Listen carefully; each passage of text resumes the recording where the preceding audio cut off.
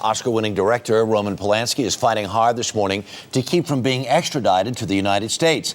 A Hollywood fugitive had been hiding in plain sight for 3 decades, but was finally arrested over the weekend. CBS News correspondent Sheila McVicker has the latest from London. Sheila, good morning. Good morning, Harry. Well, the transatlantic struggle over the fate of Roman Polanski is escalating this morning as both France and Poland say they will press Switzerland for his release and say they plan to appeal to Secretary of State Hillary Clinton to have the charges set aside. It was a day Roman Polanski had been dreading and by this time thought might never come. But U.S. prosecutors, knowing Polanski planned to travel to Switzerland to accept a Lifetime Achievement Award, laid a trap. A warrant authorizing the Swiss to arrest him. It took this long because he was a fugitive. Well, now he's no longer a fugitive. He was arrested pursuant to a warrant issued probably over 3 decades ago. In 1977, Polanski plied a 13-year-old girl with champagne and drugs and then raped her, a charge reduced to a single count of unlawful sexual intercourse, which he pled guilty to. Convinced the judge was going to renege on the plea bargain deal, Polanski fled the U.S. Well, I, as you say, ran away because I think that I was very unfortunate to have a judge who misused justice. That judge is now dead. A judicial review this year did find there was misconduct, but the charges could not be set aside as Polanski was a fugitive. Fearing renewed attention, Polanski's victim, Samantha Geimer, who accepted a cash settlement from him, has said she does not want the case reopened. The publicity was so terrible and so immediate that it just overshadowed everything that happened that night. Since fleeing, Polanski has lived carefully, safe in France, because as a French citizen, he could not be extradited. Fellow artists have reacted with anger, and France's foreign minister, a friend of the director's, called his arrest not nice. News this morning, Harry, that the director has just hired a lawyer in Switzerland to fight that extradition request.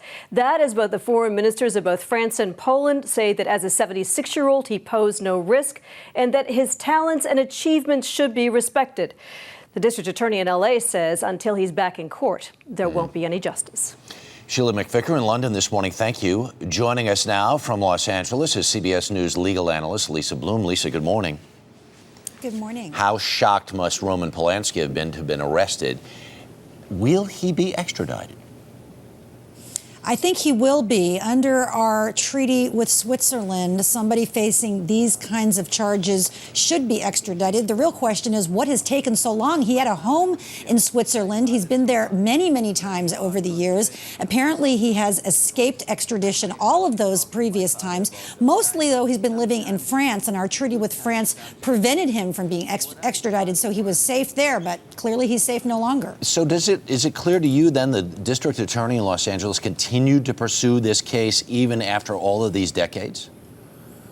I think they did. They say that they did, especially in the last few years. I mean, it's hard to understand exactly what went on behind the scenes, but the district attorney here is saying that at least a half a dozen times in previous years, they tried to get Roman Polanski and they just were unable to do so. I don't know if he was tipped off, if he was just lucky. We don't know exactly what happened. The civil case was solved, so to speak, with a check. The victim in this case really wants it all basically to seemingly go away, but that's not how the state feels about it. That's a very important point, Harry. This is a crime against the people of the state of California, as all crimes are. And so if a civil settlement does not end it, this is a man who fled on the eve of sentencing because he was concerned he was going to get a harsher sentence than he expected under the plea bargain. He's been a fugitive for 30 years. He still faces sentencing here in California. It's irrelevant legally that he has a civil settlement with the complaining witness. And if he ends up being brought back to California, what's the likelihood that he would do serious time? Well, he does have an issue pending regarding judicial misconduct, and the court has said in the past when his attorneys have tried to argue that, he cannot argue that while he's a fugitive. He has to be brought back, then that argument can be raised. If he prevails on that argument, he might get no jail time. And what about the statute of limitations? No, because he already has been convicted. Okay. He already pleaded guilty to the child rape charge back in 1978. Way to go. Lisa Bloom knows all. Thanks so much. Do appreciate it. Thank you.